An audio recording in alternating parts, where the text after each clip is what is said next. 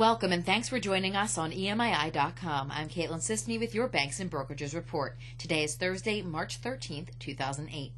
West Palm Beach-based Ocwen Financial Corporation said it ended talks related to an acquisition offer from an investor group led by Chief Executive William C. Erbey, the Associated Press reports.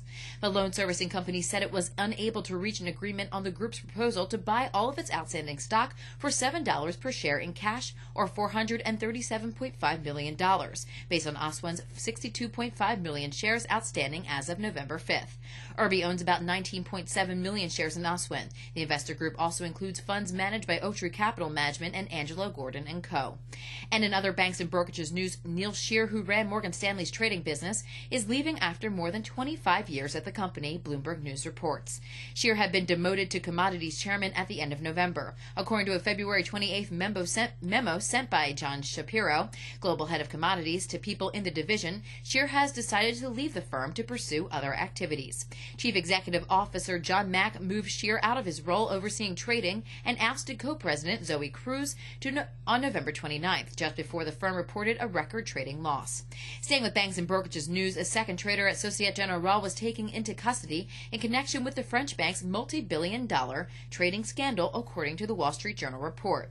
Jerome Carville is already being held in custody under suspicion of having engaged in risky and unauthorized trading that eventually lost SocGen roughly $7 billion. The big question since the French bank revealed the loss is whether Carville acted alone. Police took the second trader into custody during a search of SocGen's headquarters in the La Défense suburb of Paris, according to a bank spokeswoman, the WSJ reported. The spokeswoman said the second trader didn't work in the same Delta One trading group as Carville, but declined to give further information.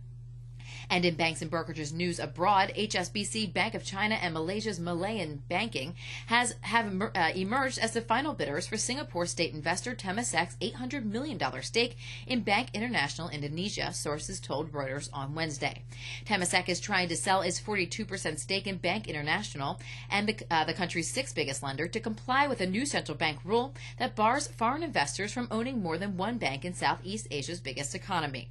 It has until the end of 2010 to comply with Indonesia's new policy on bank ownership, but banking sources said the deal could happen much earlier.